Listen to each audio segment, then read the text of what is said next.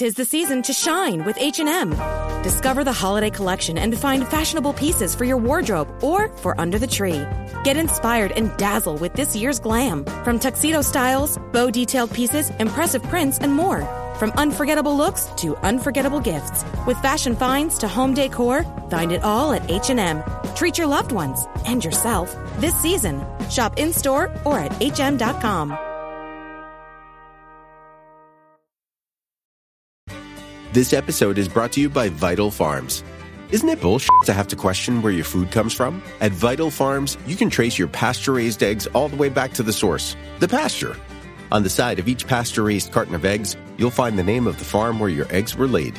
And when you look the farm up on their website, you'll get a peek at all the sunshine, fresh air, and open space the hens enjoy.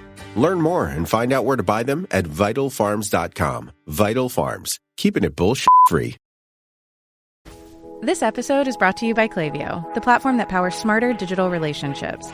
With Klaviyo, you can activate all your customer data in real time, connect seamlessly with your customers across all channels, guide your marketing strategy with AI-powered insights, recommendations, and automated assistance, deliver experiences that feel individually designed at scale, and grow your business faster.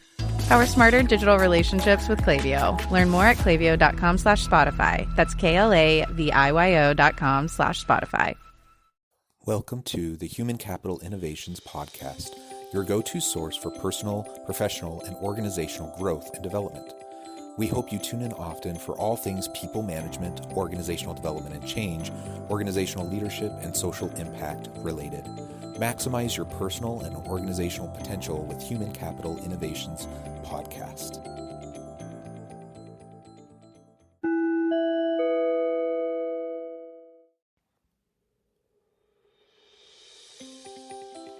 Welcome to the Human Capital Innovations Podcast.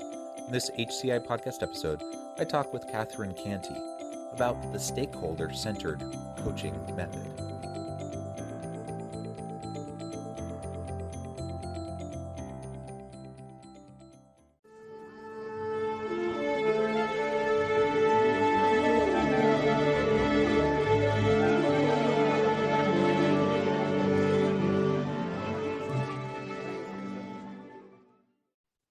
Cantey, welcome to the Human Capital Innovations Podcast.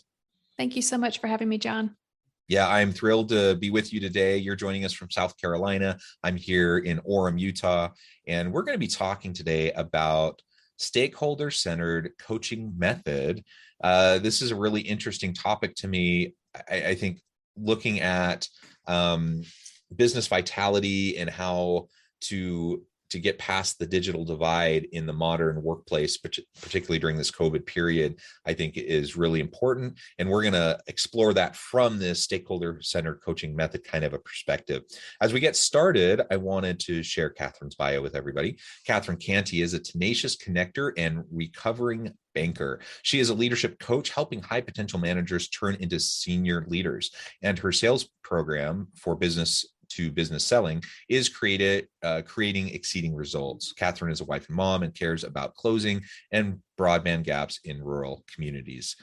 Such a wonderful background. I'm again super excited to be with you. Anything else you would like to share with listeners by way of your background or personal context before we dive on into the conversation? I think you did a great job, and I'm looking forward just to sharing stories and best practices. And if that helps somebody else, then this is well worth the call and sharing information. Excellent. Well, thank you. And let's start with some definitions. Again, I was trying to frame in that introduction, currently, of course, we're in the middle of this pandemic. So many organizations have gone virtual or hybrid with dispersed workforce, distributed, in some cases across the world. More and more organizations, are becoming more comfortable with those types of technologies. But it's been a hard year and a half. It's been a steep learning curve for a lot of people, for a lot of organizations to be able to go through that digital transformation and to have that kind of a transition. And during all of this, people like you and me are doing work with organizational leaders to coach and to help them adapt. And so while there are a lot of different coaching methodologies out there, there's a lot of different approaches. One is the stakeholder centered coaching method, which is the one that you employ. Can you tell us a little bit more about that? What makes this method unique? Why do you find it to be valuable? And then we can look more at how that specific method may help within this current context. Yes, John, I'm happy to share about stakeholder center coaching. You shared a lot of different topics, not just about the stakeholder center coaching piece, but also the digital divide that's taking place across the country and the world. And I think one thing with COVID and this pandemic and everything that's taking place, there's a lot of change that's taking place. And with a lot of change comes opportunity if we have the right mindset to be able to receive the opportunity that's coming our way. There's been a lot of change just in the past 10, 20 years, even the past 100 years. We didn't have electricity in all the homes that were around the country. And so normal back then would be a kerosene lantern. And to put fire and electricity into a home was just unheard of. And so opportunities pop up, and it's our decision of whether we want to embrace them and continue to lean in and be curious about where this is going to take us. And I think spending more than 2 decades in corporate America, there are just a lot of people that are searching for more out of life. And I think the millennials that are coming in to the workplace are also expressing that there's more to life than what my parents showed me, which was working, 24/7 and never really having a break. And as I work with leaders, I'm beginning to incorporate, how are you balancing this work-life integration, and how are you taking time away for yourself to be able to refresh and recharge, because that's just as important as the contribution that you're making at the office. So as devastating and as terrible as the pandemic is, I think it's also a way for us to embrace this change that I think has been spurring in that corporate environment for quite some time, just that need to be able to work in a different way and finally have permission to do that. So just kind of sharing that is just kind of like the forefront of it. And then as far as the digital divide, there is just a big need in these rural communities. I know for sure, at least across America and probably beyond that, if we expanded beyond just that topic. But what we're seeing is there's reliable broadband gaps. And as people are beginning to want more space, maybe a bigger house and some land, and be able to just kind of step out of the city in some of these metro areas, as they come into the markets where I live, which is a rural community, you've got a lot of wonderful talent here, but we don't always have reliable broadband at people's houses. And so we have a lot of people that are moving in from, the Charlotte area, the Atlanta area, New York, California, and they're like, what do you mean you can't have consistent internet?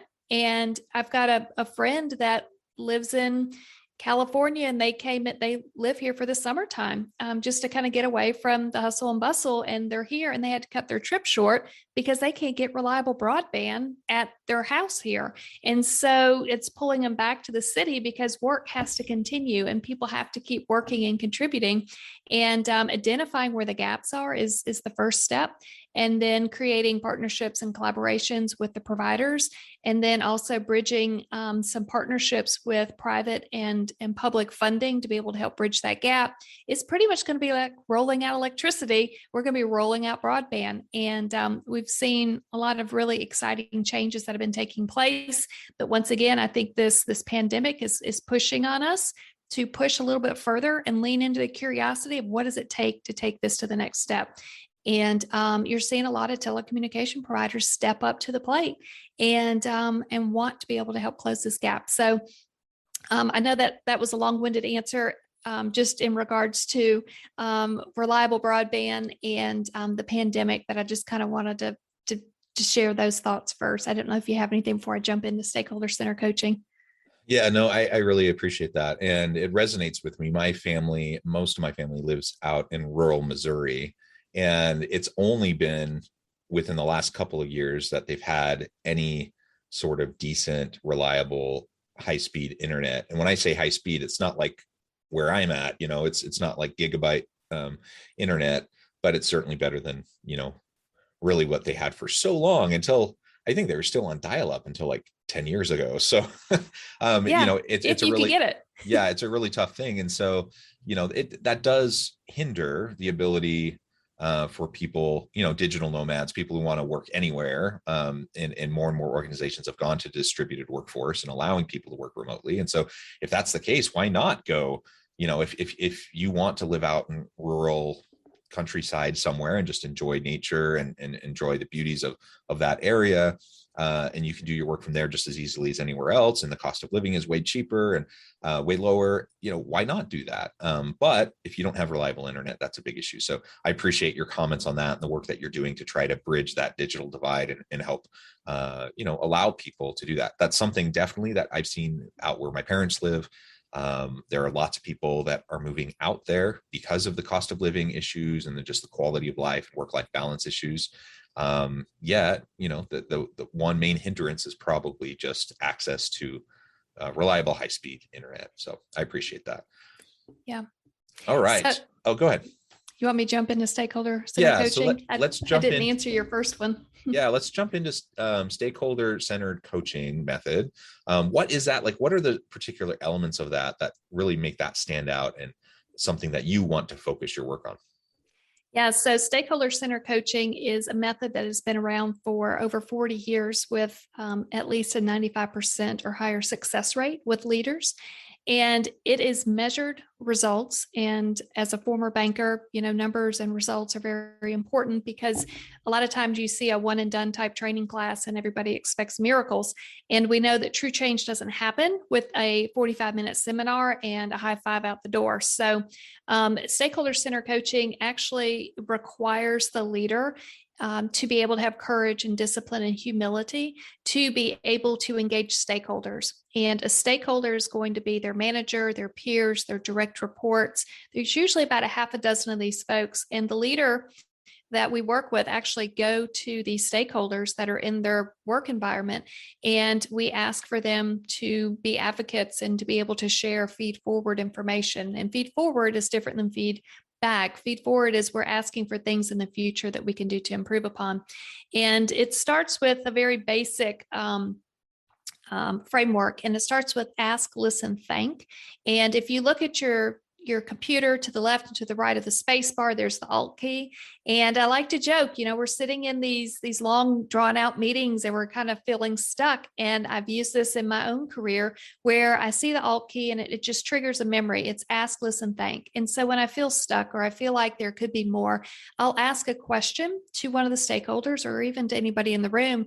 And I listen to what the answer is. I don't argue with them. I don't tell them that it didn't work in the past, but I just listen to what they have to say. And then I just say thank you at the very end. So it's an ask, a very open-ended, future-focused question. What can we do better next time? And then listen, don't argue, and simply say thank you. And that's an entire conversation. You don't have to have a two-way dialogue, but that's pretty much the premise of stakeholder center coaching, is engaging these stakeholders just like you would with closing broadband gaps or any other opportunity. The pandemic, even though we may not be together all the time, but we're still collaborating with people, but in different ways. And so ask the question, listen to what others have to say, and simply say thank you. From that point, you are able to decide what you want to do. You may not want to do any of it, and that's totally fine. But if you are curious enough to ask the question, consider what was said.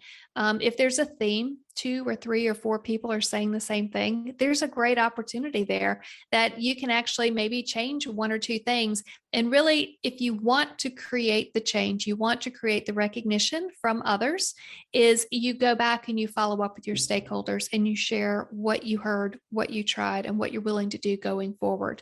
And the consistency and the messaging with that and the clarity that comes with that is going to create recognition. And I'm working with a group of leaders now, and the recognition part is the hardest part. And, these are humble, hardworking, executive level leaders. And they're like, but I don't want to advertise that I'm doing this. People should just notice.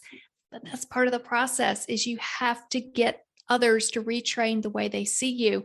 And that is what's going to put you in the next position that's going to allow you to be able to give more to whatever it is that you're working on.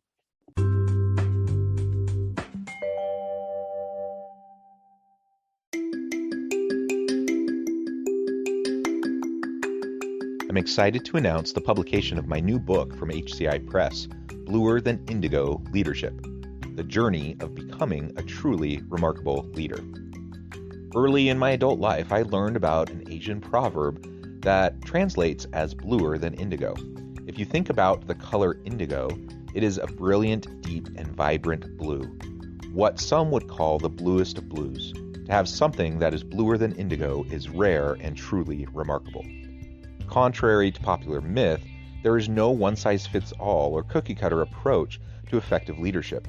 There's no silver bullet, no secret sauce, no go-to model that will solve all of our problems. The truth is, great leaders have all had their unique strengths and flaws, and have all had to discover and then pave their own distinctive path in their life's journey to fulfill their leadership potential. Bluer Than Indigo Leadership will help you discover your own path and explore those ordinary, everyday actions that will help you respond to an uncertain future and produce extraordinary results for individuals, teams, and organizations.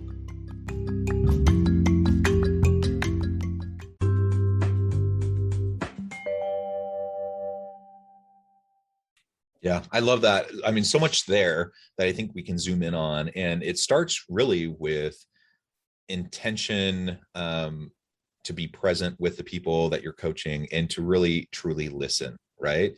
And I think that's something that differentiates coaching generally from, more of a mentoring type of a relationship that you might have with somebody. And mentoring is also important, but coaching is about helping others, helping the people you're coaching to uncover and discover themselves, the answers to their questions, their challenges, and help them figure out how to structure their path moving forward, right? And so that starts with listening. That starts with really just paying close attention to what their issues are, what the context is, what they're dealing with, and then crafting questions that push introspection, self-reflection, and encourage them to, like you were saying, to think into the future, to think about to envision the type of future that they want to see, and then think about the steps that are going to be necessary to arrive at that and to achieve that vision. And so I love the focus. I love really honing in on the stakeholders that you meet with, and maybe you can describe a little bit of how a typical session goes when you're meeting with somebody, whether it's an individual or sometimes if you're meeting with a group of people. How do you set the stage when you're meeting with them to start the process of asking those questions and listening and feeding forward, like you were just describing? Yeah. So the very first meeting, first there's always multiple meetings, conversations and building a relationship just to see if it's a good fit, and it's okay if it's not. This is definitely not for everybody. And this is going to be for the team that is already creating exceeding results and you want to take them to the next level. So think about professional sports or any kind of, top level, professionals that are out there. They're going to engage on that coach or that next person that's going to help them even fine tune their game even more. And the first conversation actually starts with the founder or with the CEO of the organization, and those are typically defined as the sponsor for the work that we're going to be doing. And it's real important to have a sponsor set at the very top level to be able to set the tone and to set the expectations of this is what we're trying to do as an organization, and this is where we're going to continue to grow going forward. And they engage who the leaders are going to be. And this actually works for either individuals one-on-one, or this can work for a team. And I've had the luxury of being able to work with both. And I think one of the more interesting conversations I've had is I worked with an individual one-on-one, and then we expanded the program to include her team. And she says, it was fun to work, one-on-one, but now the rest of the folks are coming in and they're really taking these conversations that we've had one-on-one and we're expanding it out into the team. And it's like everything's clicking, but it's clicking at a new level. And we're shifting thought processes from focusing on what the problem is to focusing on all the solutions that can take place. And it's really shifting the way people are thinking and shifting the way they're responding to things and beginning to look at things into the future and knowing that if we're going to take this organization to, the next level, we've got to stop doing a lot of stuff that we're doing and we've got to start visualizing what our future is going to look like. And yeah, all these individuals have really stepped up to the plate and grown themselves, but they're going to have to really let go of a lot of stuff that got them to where they are and revision where they want to go next and fully embrace it. And another thing that I've noticed with a lot of these leaders is the answer is already inside them. They're either too busy, they don't want to take the time to sit down. They don't have the priorities to force themselves to sit down to reflect on what the answer is.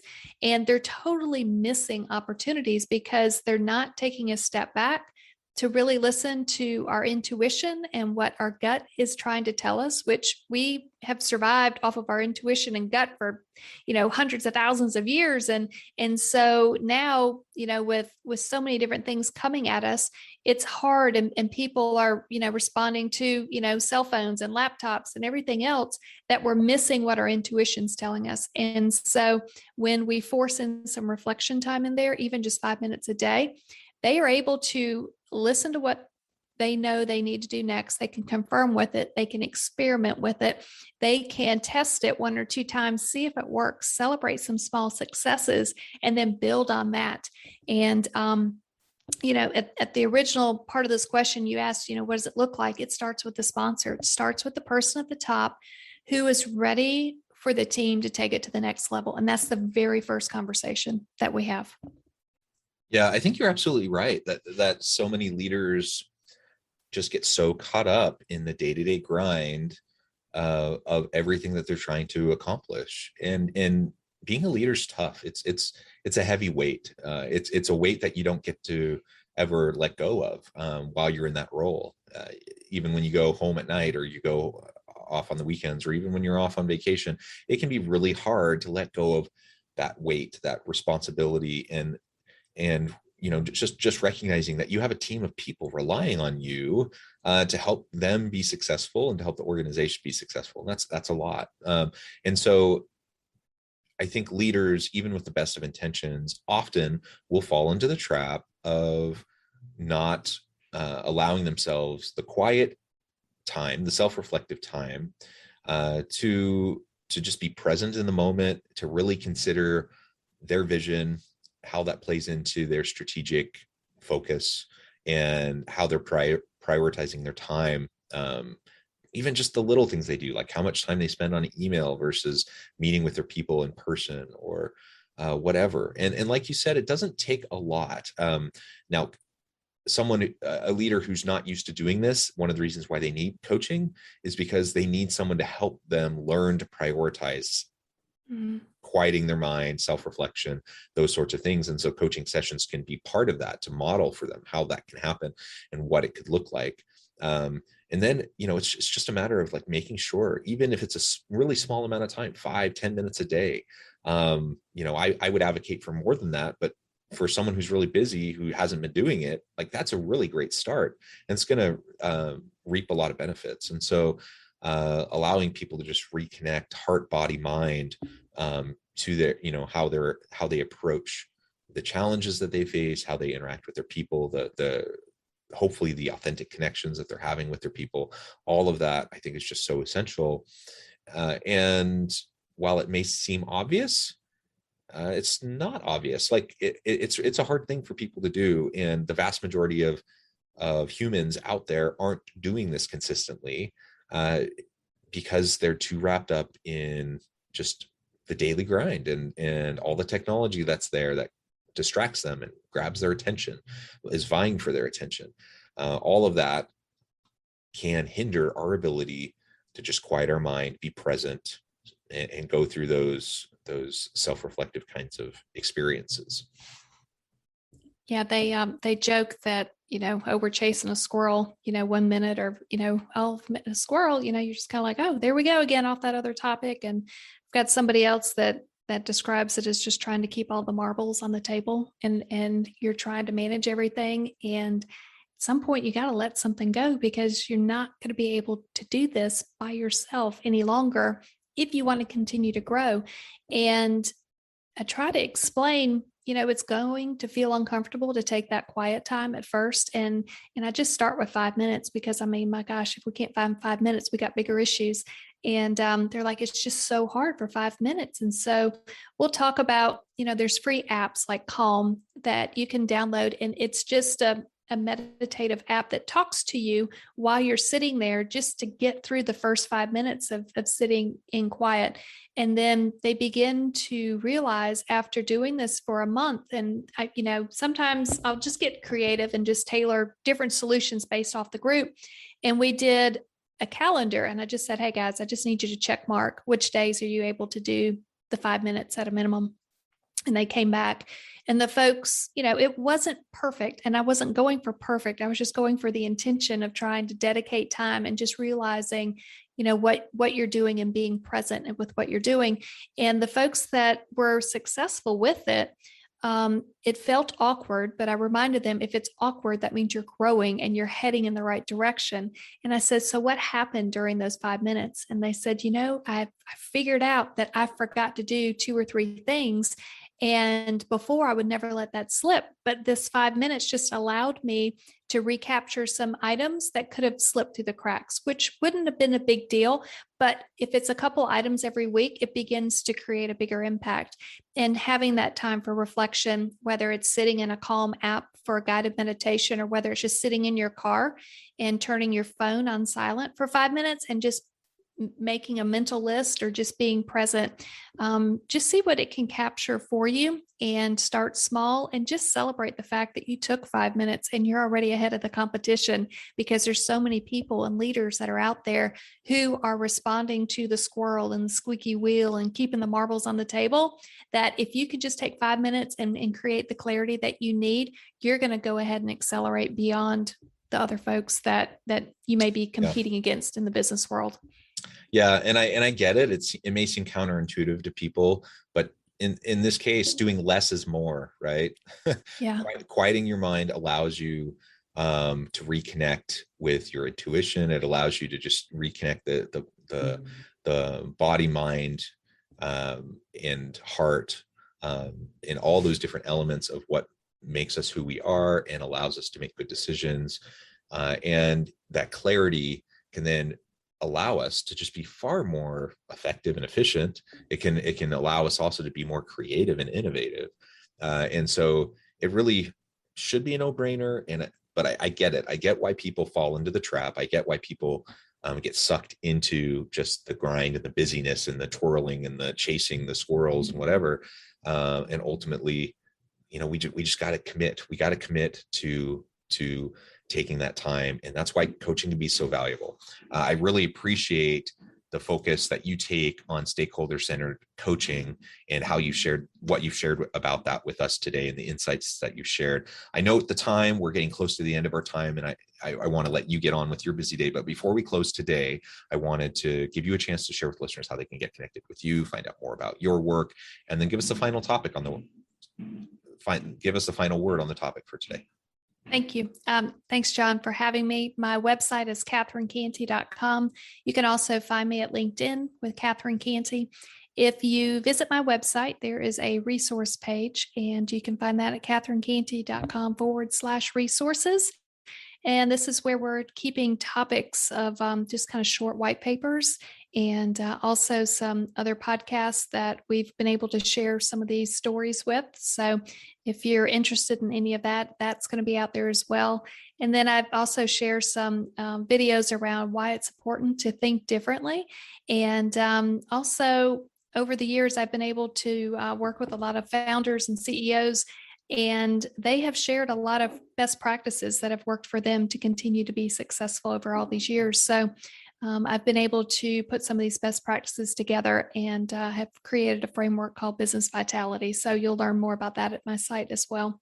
And stakeholder center coaching is definitely a huge part of it, because as you set the vision and the strategy, you need to implement and create stronger collaboration and break down some of those silos that have been around. And stakeholder center coaching is a wonderful way to be able to execute and grow leadership within an organization. So thanks again for having me. Oh, wonderful. Thank you so much. I encourage listeners to reach out to get connected with Catherine, find out more about what she can do for you. And as always, I hope everyone can stay healthy and safe, that you can find meaning and purpose at work each and every day. And I hope you all have a great week.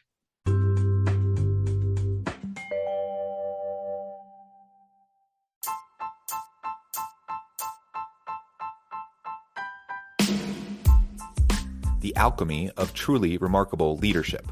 Ordinary, everyday actions that produce extraordinary results. Consider how the nature of work has shifted over the past 50 years. With increased globalization, rapid technological advancement, and the shift in economic composition, the average job of today looks very different than the average job of 50 years ago. What will the jobs and organizations of tomorrow look like? Moreover, what does this all mean for organizational leaders? What are the core competencies and capabilities of organizations and their leadership that are prepared for continued disruption and geopolitical and socioeconomic shifts? Regardless of what the future holds, increasingly, leaders need to be socially minded, data-driven, decisive, champions of talent, and disruptors of the traditional notions of leadership, teams, organizations, and work. The alchemy of truly remarkable leadership will help you to explore your own leadership competencies and capabilities and consider ways to apply and implement them into your workplace and personal life.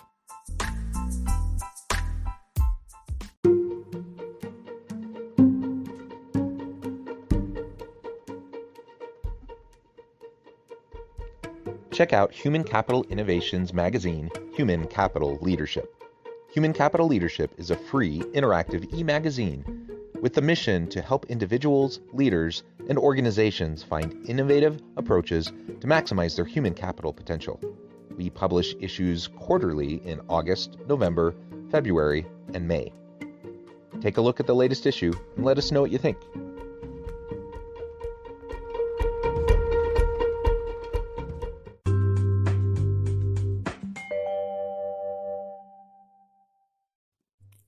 Thanks again for joining us for this episode of the Human Capital Innovations Podcast.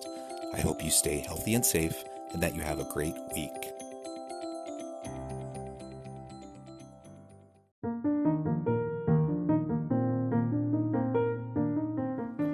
Check out our new weekly LinkedIn newsletter, Alchemizing Human Capital, exploring industry trends via original research and interviews with executives and thought leaders from across the globe. We look forward to having you join us.